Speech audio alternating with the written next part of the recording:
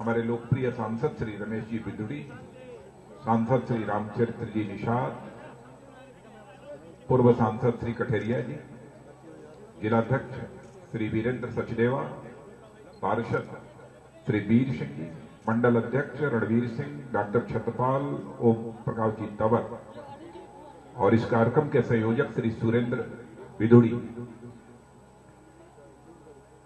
यहां उपस्थित मेरे सभी सम्मानित बहनों एवं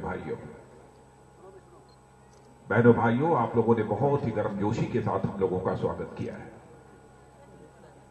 फूलों की हार पहनाकर आपने स्वागत किया है, तालियां बजाकर आपने स्वागत किया है, नारे लगाकर आपने स्वागत किया है।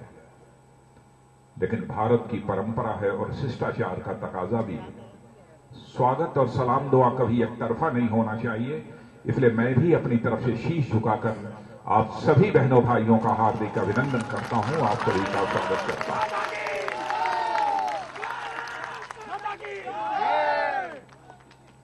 वैसे दिल्ली में मैं कई सार्वजनिक सभाओं को संबोधित कर चुका हूं और इस बार नहीं, इसके पहले जब जब भी विधानसभा और लोकसभा के चुनाव हुए हैं, कई बार पार्टी का राष्ट्रीय अध्यक्ष होने के नाते भी दिल्ली में सभाओं को संबोधित करने का अवसर प्राप्त हुआ है। आपके प्रत्याशी श्री ब्रह्म सिंह को मैंने अभी तक देखा नहीं था। बहुजन समाज पार्टी के अध्यक्ष थे, इस रूप में नाम सुना था, पर पहली बार आज मैंने ब्रह्म सिंह जी को अपनी आंखों से नख से लेकर शिख तक देखा है।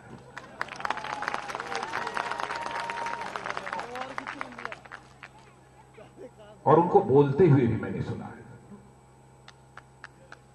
ब्रह्म सिंह जी को नख से सिख तक देखने के बाद और उनके बोलने के लहजे को सुनने के बाद,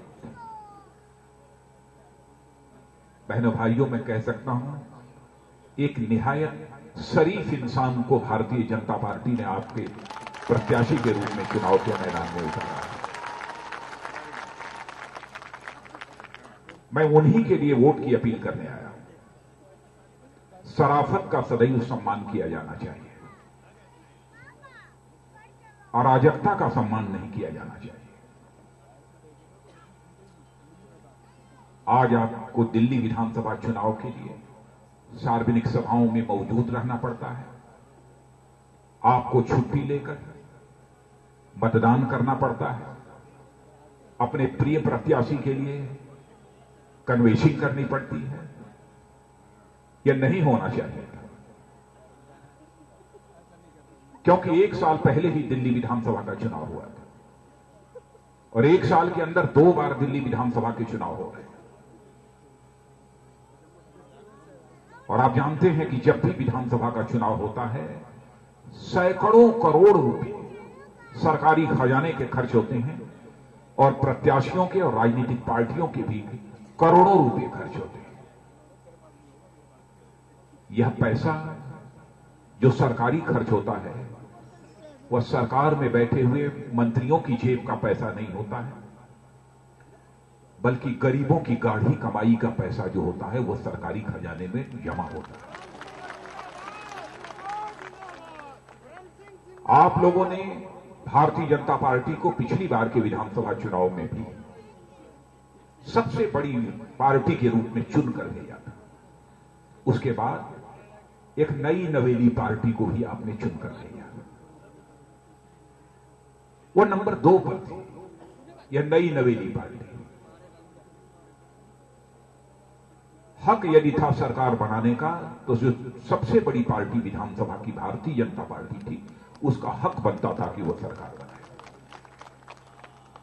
और इन्होंने, नई नवेली पार्टी के नेता ने बराबर जनता के बीच कसम खाया था और यह कहा था, चाहे जो कुछ भी हो जाए, जब तक हमको बहुमत नहीं मिलेगा तब तक हम सरकार नहीं बनाएंगे।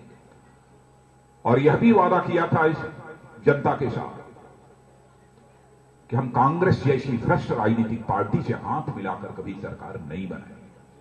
और कहने को तो उन्होंने कहा था कि भाजपा के साथ भी हाथ नहीं मिलाएंगे।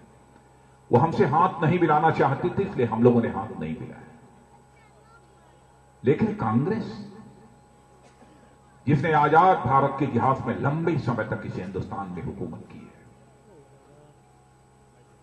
जिसने भ्रष्टाचार को जन्म दिया है इस हिंदुस्तान में, जिसने 60 वर्षों तक हुकूमत करने के बावजूद भारत को दुनिया के धनवान देशों की कतार में नहीं खड़ा कर पाई, वह राजनीतिक पार्टी, बल्कि कांग्रेस के कारण ही आज हमारी यह पार्टी, हमारा यह देश हिंदुस्तान के गरीब देशों में गिना जाता है। उस कांग्रेस पार्टी के साथ उन्होंने हाथ मिला लिया। वादा दिल्ली की जनता के साथ उन्होंने किया था। बहनों भाइयों, फिर भी ईमानदारी का दावा पेश करते हैं। मैं कहता हूं यदि रंश मात्र भी उनके अंदर नैतिकता होती बहनों भाइयों, कि डंके की चोट पर वह कहते कि दिल्ली की जनता ने सबसे बड़ी पार्टी के रूप में चुनकर भेजा है तो भारतीय जनता पार्टी को चुनकर भेजा है, भारतीय जनता पार्टी सरकार बनाए और हम विपक्ष की भूमिका का निर्वाह करें। लेकिन नैतिकता का ध्यान नहीं था। नैतिकता की आकर बातें जनता के बीच करते हैं और इतना ही बार बार ईमानदारी का ढोंग करते हैं। बहनों भाइयों, जिसको कम से कम सरकार चलाने का मौका मिला हो, वह यदि ईमानदारी की बात करे तो बात समझ में आती है। जिसको कभी मौका ही नहीं मिला वो ईमानदारी का दावा कैसे करेगा? भाई, आपको अवसर ही नहीं मिला तो आप ईमानदारी का दावा कैसे करेंगे? लेकिन उन्होंने सरकार बनाई और 49 दिन के अंदर ही भाग खड़े हुए।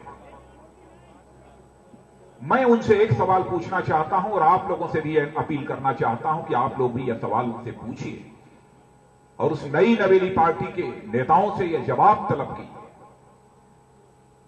यह जो सरकारी खजाने का पैसा साल भर के अंदर 2 बार विधानसभा चुनाव होने के कारण जो खर्च हो रहा है, जो जनता की गाढ़ी कमाई का पैसा सरकारी खजाने में जमा हुआ है, इसके लिए जिम्मेदार कौन है? इसके लिए कौन अपराधी है?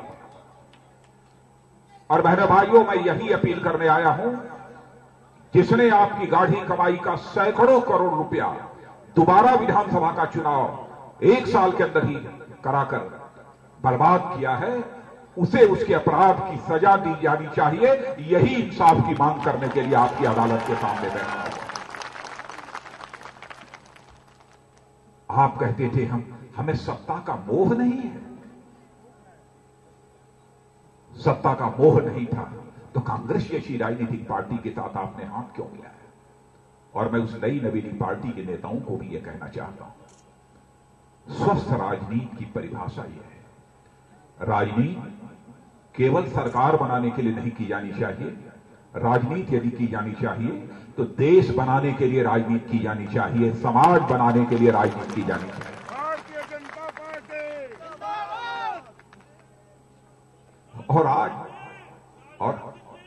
और आज ये कहते हैं भारतीय जनता पार्टी 8 महीनों से यहां सरकार चला रही है। क्या किया है भारतीय जनता पार्टी की सरकार ने? क्या किया है इसके प्रधानमंत्री नरेंद्र भाई मोदी ने? यह सवाल पूछते हैं हम लोगों से। बहनों भाइयों, मैं आपसे पूछना चाहता हूं, इंसान के हृदय की सबसे बलवती भावना क्या होती है? क्या इस सच्चाई को आप स्वीकार नहीं करेंगे कि इंसान के हृदय की सबसे बलवती भावना यदि कोई होती है तो मान, सम्मान, स्वाभिमान मनुष्य के हृदय की सबसे बलवती भावना होती है। मनुष्य हर चीज से समझौता कर सकता है लेकिन अपने स्वाभिमान से कभी समझौता नहीं कर सकता। और यही कारण है, इसी स्वाभिमान की भावना के कारण ही यह भारत आजाद हुआ है। 16 साल, 18 साल, 26 साल के नौजवान, चाहे वह चंद्रशेखर आजाद, सरदार भगत सिंह, खुदीराम बोस क्यों न रहे हो, चाहे वह अशफाकुल्लाह खां क्यों न रहे हो, हंसते हंसते फांसी के फंदे को चूम लिया था, तब जाकर यह भारत आजाद हुआ है। कैसे हम भूल सकते हैं उस चंद्रशेखर आजाद को? 26 साल की जवानी थी। इसी उत्तर प्रदेश के इलाहाबाद के कंपनी गार्डन में अपने रिवॉल्वर की गोलियों से अंग्रेज दुश्मनों को भूनते भूनते जब रिवॉल्वर में अंतिम गोली शेष बची तो चंद्रशेखर आजाद को यह चिंता सताने लगी, कहीं विदेशियों के रिवॉल्वर की विदेशी गोली हमारे सीने में प्रवेश कर हमारे शरीर को नापाक न कर दे। इसलिए चंद्रशेखर आजाद ने अपने ही रिवॉल्वर की अंतिम गोली अपने सीने में दाग लेने का काम किया था, तब जाकर यह भारत आया। बहनों भाइयों, यही स्वाभिमान की भावना होती है। जिस दिन यह स्वाभिमान की भावना समाप्त हो जाएगी, आजाद भारत की आजादी की रक्षा भारत का नागरिक नहीं कर पाएगा, भारत का जवान नहीं कर पाएगा। मोदी जी ने कुछ किया हो अथवा न किया हो, जो किया है उसकी चर्चा तो हमारे पूर्ववक्ताओं ने किया होगा, लेकिन इस हकीकत को कौन नकार सकता है? आजाद भारत के इतिहास में पहली बार यदि किसी नेता ने सारी दुनिया में, पूरे अंतर्राष्ट्रीय जगत में भारत के मान सम्मान और स्वाभिमान को बढ़ाने का काम किया है, तो उस नेता का नाम है नरेंद्र भाई मोदी।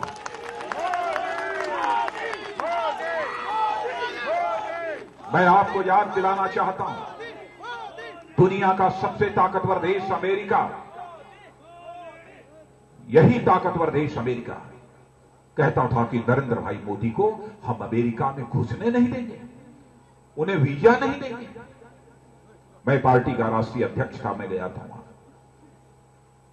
लोगों ने कहा कि आप पार्टी के राष्ट्रीय अध्यक्ष हैं और आप लोग मोदी जी को प्रधानमंत्री बनाना चाहते हैं, हम लोगों ने अखबारों में पढ़ा है और आप बार बार बोलते हैं। आप 6 दिन से अमेरिका में हैं, सारे दिग्गज नेताओं से आपकी बातचीत हो रही है, लेकिन आपने एक बार भी नरेंद्र भाई मोदी के वीजा के लिए नहीं कहा। तो बहनों भाइयों, मैंने कहा कि हम यहां याचना करने नहीं आए हैं, हम याचना करने वाले लोग नहीं हैं, बल्कि हम लोग रण करने वाले लोग हैं। याचना करने के लिए हम यहां नहीं आए। और चलते समय धीरे से उनकी कान में मैंने कह दिया, याद रखना, आज के 6 महीने के बाद जब लोकसभा का चुनाव होगा, तो हिंदुस्तान की जनता ऐसे हालात पैदा कर देगी कि यही अमेरिका, जो दुनिया का सबसे ताकतवर देश माना जाता है, पलक पावड़े बिछाकर नरेंद्र भाई मोदी का स्वागत करेगा। बहनों भाइयों, और यही टेलीविजन के पर्दे पर आप लोगों ने देखा होगा, यही आपने देखा होगा। जहां तक आपके स्वाभिमान का सवाल है, स्वाभिमान की रक्षा हम लोगों ने की है,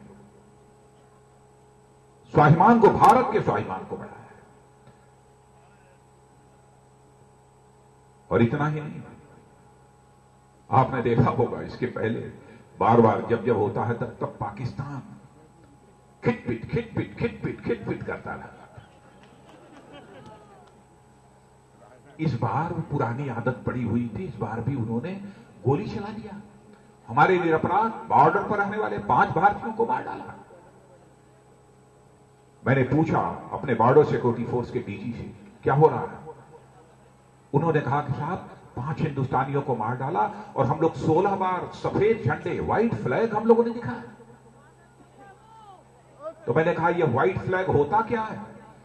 उन्होंने कहा साहब ये व्हाइट फ्लैग, सफेद झंडा इसलिए दिखाया जाता है, हम आपसे लड़ना नहीं चाहते हैं, हम आपसे बात करना चाहते हैं। तो मैंने कहा 5 लोग मार डाले गए, उसके बाद भी झंडे दिखाए जा रहे हैं और 16 बार। कहे साहब वो कांग्रेस की सरकार के समय से ही आदेश था, उसी का हम पालन कर रहे हैं। हमें हमारे ऊपर प्रतिबंध लगा हुआ है कि हम गोली नहीं चला सकते। बहनों भाइयों, उसी समय मैंने कहा था, मान सम्मान स्वाभिमान, इसकी रक्षा करने की जिम्मेदारी यदि किसी के हाथों में इस हिंदुस्तान की जनता ने सौंपी है, तो हम लोगों के हाथों में सौंपी है। मैंने कहा 17वीं बार सफेद झंडा मत दिखाना, 17वीं बार सफेद झंडा मत दिखाना, और उसके बाद जो करना है और क्या करना है यह तो मैंने नहीं बताऊंगा आपको, यह नहीं बताऊंगा। लेकिन लेकिन आप लोगों ने देखा होगा बहनों भाइयों, पहली बार यही पाकिस्तान हिंदुस्तान कि सबसे बड़ी संसद संयुक्त राष्ट्र संघ के सामने खड़े होकर त्राहिमाम त्राहिमाम त्राहिमाम कहने लगा, बचाओ बचाओ बचाओ।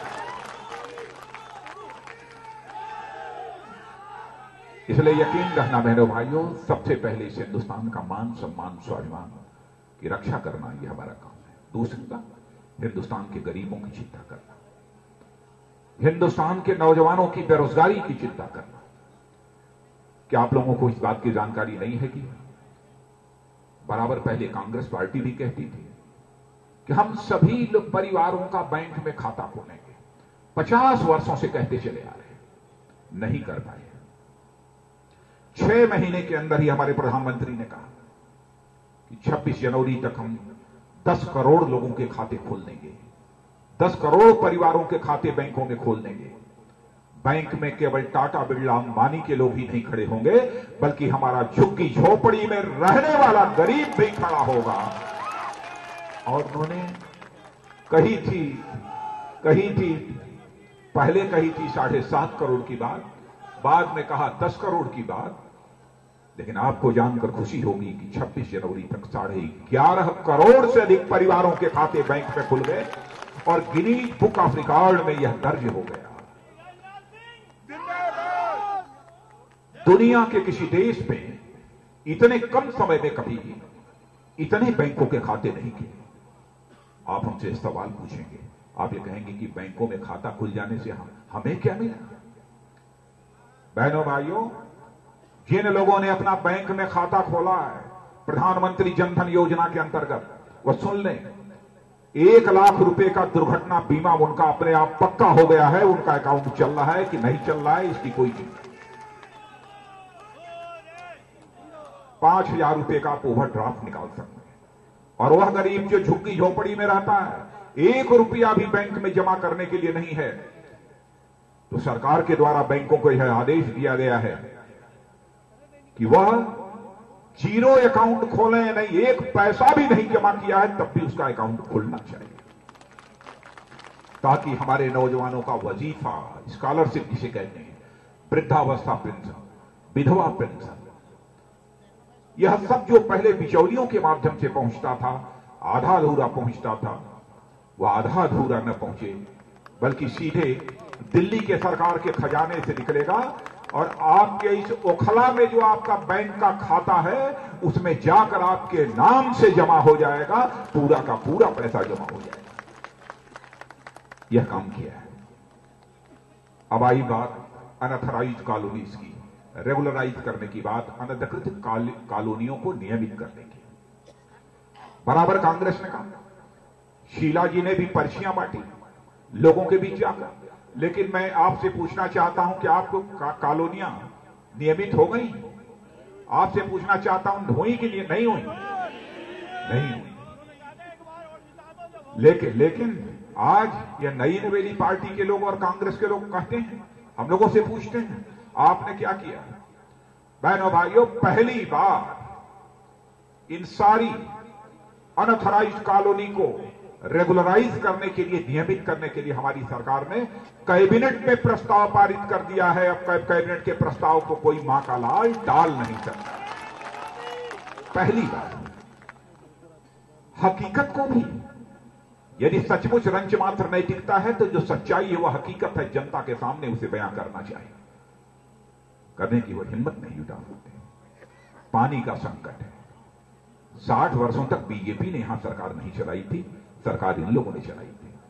अभी 8 महीने हुए, 8 महीने के अंदर ही, जबकि कांग्रेस के समय दिल्ली में भी उनकी सरकार थी, हरियाणा में उनकी सरकार थी, लेकिन मुनका का पानी दिल्ली के लोगों के पीने के लिए नहीं आ सकता था। हमारी सरकार बन गई हरियाणा में। बहनों भाइयों, अब यह फैसला हो गया है कि मुनका का पानी दिल्ली वालों को भी अब पीने के लिए मिलेगा। यह एक मुकम्मल व्यवस्था हम लोगों ने कर दी। भारतीय जनता पार्टी, इतना ही नहीं, ये कहते हैं महिलाएं, माताएं, बहनें असुरक्षित हैं, उनकी इज्जत और उनकी असमत सुरक्षित नहीं है, यह आरोप लगाया जाता है। बहनों भाइयों, मैं यह दावा नहीं कर सकता कि 8 महीने के अंदर हम लोगों ने कोई करिश्मा कर दिया है, लेकिन यह हमारे भी दिल में कसक है घर की माता और बहन की जो इज्जत होती है, उसके लिए कोई भी परिवार का कोई व्यक्ति होता है तो किसी भी कीमत तक, किसी भी सीमा तक जाकर उसकी इज्जत और असमत को बचाने की कोशिश करता है। आते ही हम लोगों ने पहला काम किया और 1 महीना पहले उसे मैंने लॉन्च कर दिया, बनवाना शुरू किया था और एक महीने पहले मैंने उसे लॉन्च कर दिया है कि आपकी जो मोबाइल है, माताओं बहनों की जो मोबाइल होगी, उसमें एक ऐसा बटन होगा, हिम्मत, एक ऐसा नया एप्लीकेशन हम लोगों ने मोबाइल में जारी किया है कि यदि कोई भी किसी माता और बहन की इज्जत असमत पर हाथ उठाकर देखने की कोशिश करता है तो बटन दबाते ही उसकी सूचना पुलिस कंट्रोल को हो जाएगी और बगल की जो पीसीआर वैन खड़ी होगी वो 5 से लेकर 7 मिनट के अंदर ही उसकी सुरक्षा के लिए पहुंच जाएगी। और मैंने देखा कि नई नवेली पार्टी जो आपका है, एक वो लिखा हुआ था कि यदि हो जाएगा तो हम मोबाइल में ऐसा एक बटन दे देंगे ताकि दबाते ही तुरंत पुलिस पहुंच जाए। मैंने कहा कि आप अभी सोच रहे हैं और हम लोगों ने इसे कर दिया। आप सोच रहे हैं, हम लोगों ने कर दिया। और माताओं और बहनों की इज्जत और असमत का जहां तक सवाल है, बहनों भाइयों, हमने तो महिला को एक मुख्यमंत्री के रूप में पेश किया है आपके साथ। और मैं आपके नेताओं को भी कहना चाहता हूं, आप अपने को ईमानदार कहते हो, दुनिया के सभी लोगों को भ्रष्ट मानते हो, लेकिन भारतीय जनता पार्टी ने जिसे चुनाव के मैदान में मुख्यमंत्री के प्रत्याशी के रूप में उतारा है, किरण बेदी, बहनों भाइयों, लंबे समय तक पुलिस अधिकारी के रूप में उसने काम किया। लोगों के ऊपर भ्रष्टाचार के आरोप लग जाते हैं, लेकिन आपने देखा होगा लंबे समय तक पुलिस अधिकारी के रूप में काम करने के बावजूद जिसके दामन पर एक बार भी भ्रष्टाचार की दाग नहीं लगी हुई है, ईमानदारी की जो मिसाल मानी जाती है, उसे भारतीय जनता पार्टी ने खड़ा किया। अब मैं इनसे कहना चाहता हूं, कम से कम ईमानदारी की बात करना तो बंद कर दें। उसे तो अवसर मिला था काम करने का, तब उसने ईमानदारी दिखाई। आपको भी जनता ने कहां देखा है? हमारा मुख्यमंत्री का प्रत्याशी तो जांचा परखा हुआ है, आपने क्या किया? आप तो मुख्यमंत्री 49 दिन के लिए बने, भाग खड़े हुए। हम लोगों ने कहा था कि आप जाओ, आप छोड़ दो। आप जानते थे कि आपने बहुत सारे झूठे वादे किए हैं, इन वादों को आप पूरा नहीं कर पाएंगे, इसलिए आप भाग खड़े हुए, क्योंकि वादे बहुत सारे इन्होंने किए थे, वादों को ये पूरा नहीं कर सकते थे, इसलिए ऐसा इन्होंने किया। इसलिए मेरे बहनों भाइयों, मैं आप सबसे यह अपील करने आया हूं कि दिल्ली विधानसभा का जो चुनाव हो रहा, इस बार त्रिशंकु विधानसभा नहीं होनी चाहिए, बल्कि जिस पार्टी को मिलना चाहिए पूर्ण बहुमत मिलना चाहिए, पूर्ण बहुमत मिलना चाहिए। और इस बार आप प्रत्याशी की तरफ में नजर उठाकर मत देखिए, सरकार किसकी बनेगी इसे देखिए। दिल्ली में हमारी सरकार है, और मैं यह भी बतलाना चाहता हूं कि हिंदुस्तान के जिन जिन राज्यों में भारतीय जनता पार्टी की सरकार है, यह मैं नहीं कह रहा हूं, भारत ही नहीं, दुनिया की जो अंतर्राष्ट्रीय एजेंसियां हैं, जो भिन्न भिन्न देशों में चलने वाली बहुत सारी राजनीतिक पार्टियों की सरकारों के कामकाज की समीक्षा करती रहती हैं, उन अंतर्राष्ट्रीय एजेंसियों ने भारत में चलने वाली सभी पार्टियों की सरकारों की कामकाज की समीक्षा करने के बाद अपनी रिपोर्ट में कहा है कि हिंदुस्तान में सबसे बेहतर सरकार चलाने वाली यदि कोई पार्टी है तो उसका नाम भारतीय जनता पार्टी है। यहां गुजरात के बारे में तो चर्चा नहीं करूंगा, क्योंकि गुजरात की विकास की सराहना और वहां के गवर्नेंस, सरकार चलाने की कला की सराहना तो दुनिया के दूसरे देशों में भी हो रही है। लेकिन मध्य प्रदेश का कोई है यहां पर? मध्य प्रदेश के हाथ उठाइए। मेरी बात गलत हो तो आप लोग बोल दीजिएगा गलत है। आज के 8 साल पहले बामुश्किल मध्य प्रदेश में 2 घंटे बिजली मिलती थी, कभी कभी हफ्तों नहीं मिलती थी। सही है कि नहीं है? क्या शिवराज सिंह चौहान ने ऐसे हालात पैदा कर दिए हैं कि नहीं? अब आपको 18 घंटे, 20 घंटे, 24 घंटे की मध्य प्रदेश में बिजली मिलने लगी है कि नहीं मिलने लगी है? बहनों भाइयों, इतने कम समय में किया है। हम लोगों ने यह भी फैसला किया है, बिजली तो देंगे, लेकिन साथ ही साथ जो आज झोपड़ी में रहता है, हमारे प्रधानमंत्री ने वादा किया है कि 2022 आते आते जहां झोपड़ी है वहीं पर उसे पक्की छत मुहैया कराई जाएगी। 2022 तक का समय उन्होंने दिया। हम वादे ऐसे करते हैं कि जिन वादों को पूरा कर सकें, क्योंकि हमारी कथनी और करनी में अंतर नहीं होगा। कथनी और करनी में अंतर होने के कारण एक विश्वास का संकट पैदा होता है, और भारत की राजनीति में विश्वास के संकट को चुनौती के रूप में यदि किसी ने स्वीकार किया है तो भारतीय जनता पार्टी ने स्वीकार किया है। इसलिए मैं आप सबसे अपील करना चाहता हूं कि ब्रह्म सिंह जी ये हमारे भारतीय जनता पार्टी के प्रत्याशी हैं। बहनों भाइयों, कमल का फूल इसका बटन दबाइए और भारतीय जनता पार्टी की सरकार बनाइए। और मुझे तो आज एक जानकारी और मिली है, एक जानकारी और मुझे मिली है, अब दुबई से टेलीफोन आ रहे हैं, उससे कन्वेंसिंग हो रही है। क्या हो रहा है? ये विदेशी ताकतों का यहां के चुनाव से क्या लेना देना? बांग्लादेश से भी आ रहे हैं। वह आए, बांग्लादेश से भी आ रहे हैं। 15 देशों से आ रहे हैं, बांग्लादेश से भी आ रहे हैं, पाकिस्तान से भी आ रहे हैं। क्या हो रहा है? ये तो हमारे देश का चुनाव है। भाजपा के लिए नहीं आता होगा, वो नई नवेली पार्टी के लिए आता। उनसे पूछिए जाते हैं कहां से ये टेलीफोन आता है, कौन लोग हैं? क्या यहां पर जीत यदि उनकी होगी तो जश्न दुबई और पाकिस्तान में मनाया जाएगा?